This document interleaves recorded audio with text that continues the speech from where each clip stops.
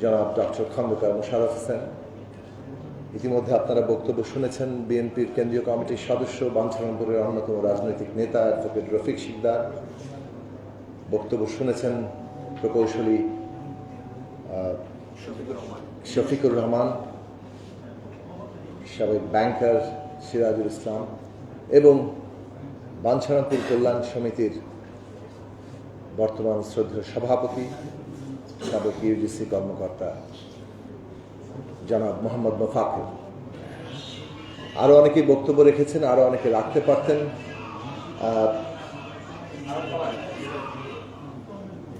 আমি অত্যন্ত সংক্ষেপে কথা বলি। জনাব এটিএম ওয়ালি আশরাফের সাহেবের সাথে আমার ব্যক্তিগত কোনো পরিচয় কিংবা সান্নিধ্যের সুযোগ হয়নি, কিন্তু দুটি কারণে আমি তাকে এখন স্মরণ করি, গুরুত্বপূর্ণ মনে করি, সেটি আপনাদের সামনে তুলে ধরব। আমি যখন বাঞ্ছারামপুরের রাজনীতি নিয়ে আমার পরিবারের সদস্যদের সাথে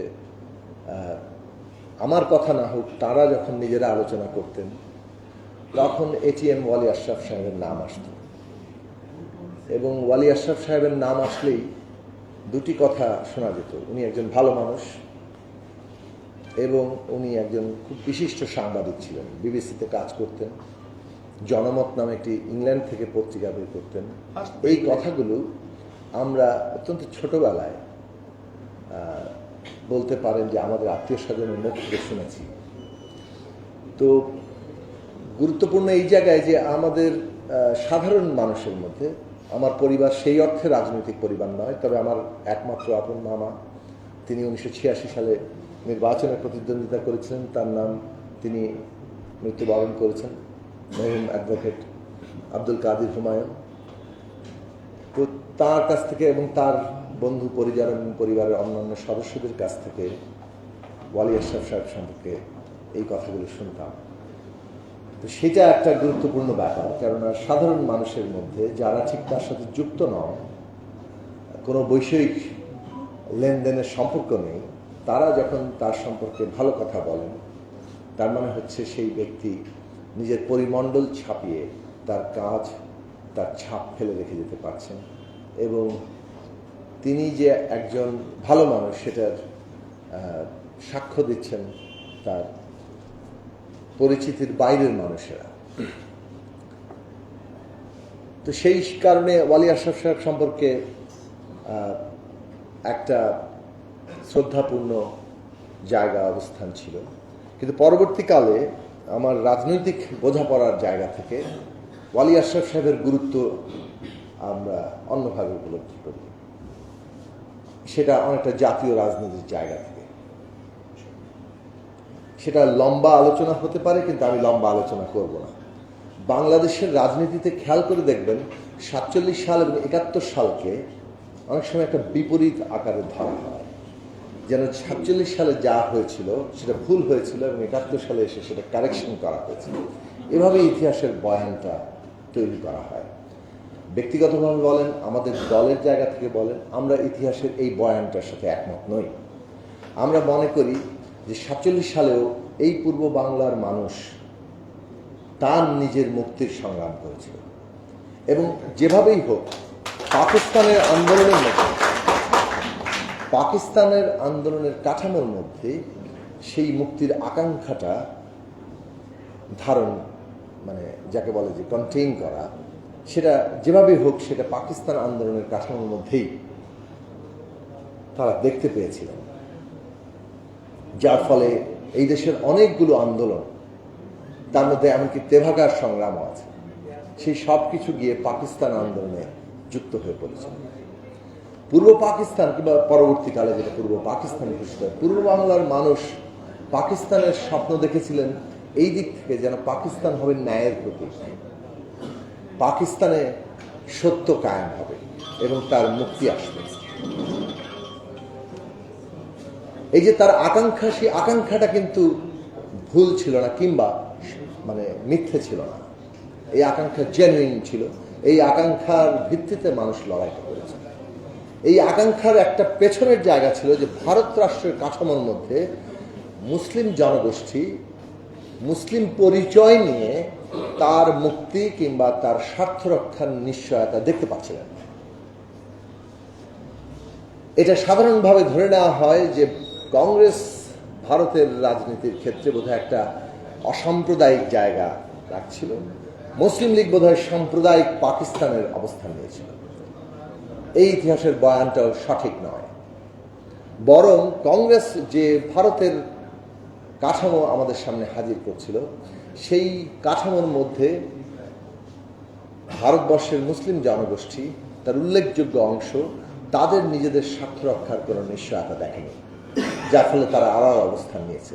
ফলে এটা বরং বলা চলে ভারতের কংগ্রেসের যে সাম্প্রদায়িক স্বার্থবাদী রাজনীতি, তার প্রতিক্রিয়ায় মুসলিম লীগের পাকিস্তানের রাজনীতি দাঁড়িয়েছিল।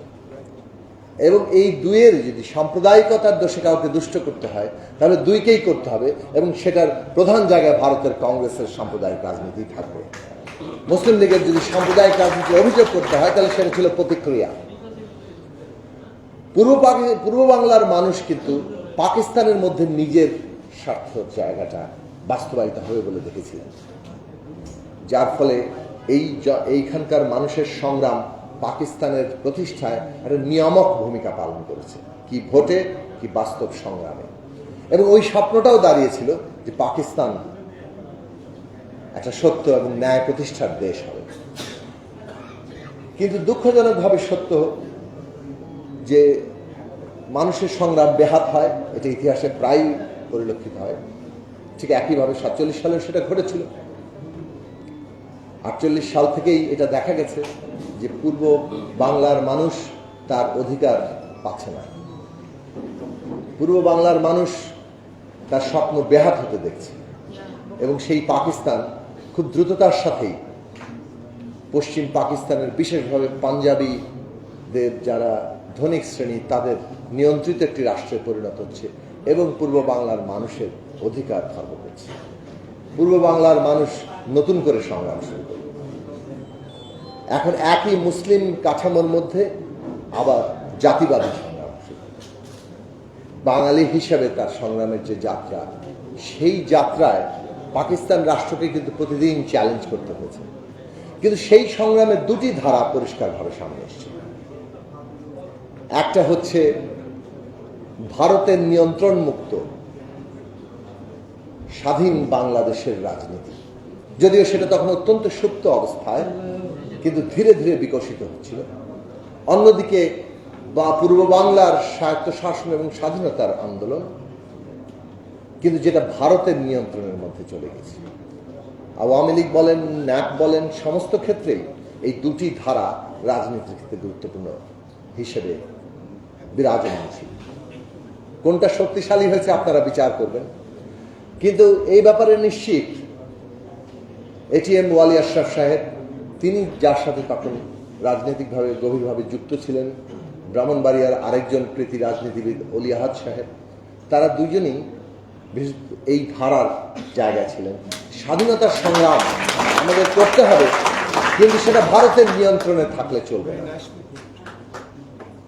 এই যে বাংলাদেশে এই রাজনীতি সেটা শক্তিশালী হয়েছে কি হয়নি সেটা আরেকটা বিশ্লেষণের ব্যাপার। তার গত 53 বছর আমি এত আলোচনায় যাচ্ছি না, এখানে সময় অনেক হয়ে গেছে, ডক্টর খন্দকার মোশাররফ হোসেন আলোচনা করবেন।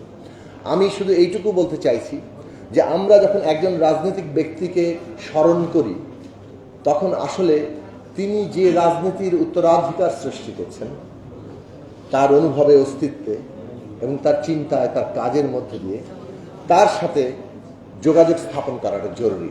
দল হিসাবে এক একজন হয়তো আমরা এক এক জায়গায় অবস্থান করি, কিন্তু জাতীয় প্রশ্নে কোন রাজনীতির আমরা ধারণ করব সেইটা অত্যন্ত গুরুত্বপূর্ণ জায়গা।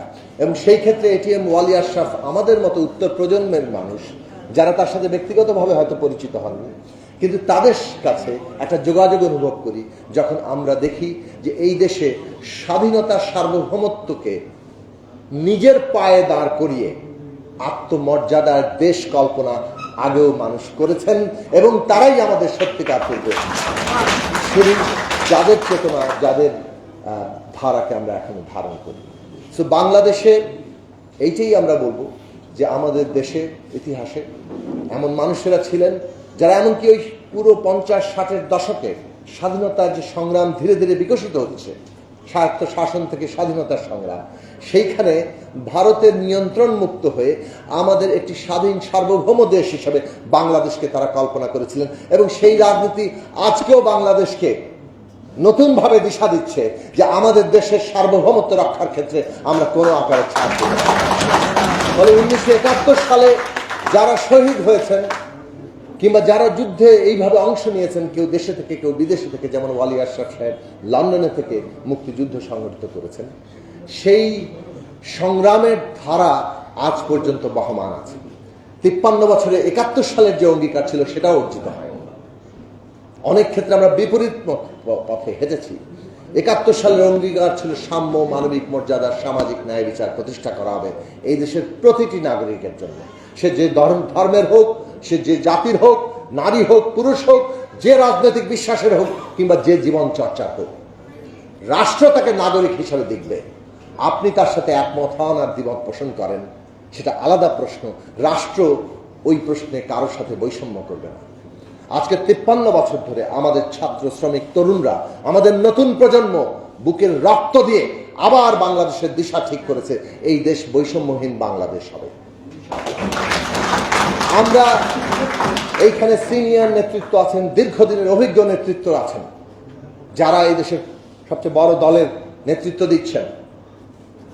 আজকে সকল জাতীয় নেতার কাছে, রাজনৈতিক নেতৃত্বের কাছে এটা চ্যালেঞ্জ যে আমাদের তরুণরা যে আশা, স্বপ্ন আত্মত্যাগ করে, জীবন উৎসর্গ করে আমাদের সামনে দাবি রাখছে, সেইটা আমরা কতটা ধারণ করতে পারবো, সেই বাংলাদেশ আমরা কতটা প্রতিষ্ঠা করতে পারবো।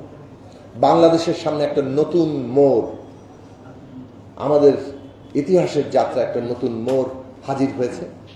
সেই মোড় হচ্ছে এই যে বৈষম্যহীন বাংলাদেশের দাবি, সেই দাবিটা প্রতিষ্ঠা করা। যদি সেইটা আমরা করতে পারি, আমাদের দেশ গণতান্ত্রিক একটা ব্যবস্থার মধ্যে এমনভাবে ঐক্যবদ্ধ হবে যে কেউ, কোনো দেশ বাংলাদেশকে কোন রকম রক্তচক্ষু দেখিয়ে লাভ হবে না। আমাদের সার্বভৌমত্ব, এবং শুধু এই দেশ দক্ষিণ এশিয়ায় নয়, গ্লোবাল সাউথ, পুরো দক্ষিণ বিশ্বে একটা নেতৃস্থানীয় দেশ হিসেবে সামনে এগোতে পারবে। আমাদের রাজনৈতিক নেতৃত্ব সেই দূরদর্শিতা দেখাবেন। তাতেই হয়তো এটিএম ওয়ালি আশরাফ এবং তার মতো যে সমস্ত নেতৃত্ব বাংলাদেশকে ওই জায়গায় কল্পনা করেছিলেন, তাদের যৌবন থেকে মৃত্যু অবধি, তাদেরকে আমরা সত্যিকার সম্মান জানাতে পারব। আমার শ্রদ্ধা জানিয়ে এবং আপনাদের সবাইকে ধন্যবাদ জানিয়ে আমি বক্তব্য শেষ করছি। সালাম।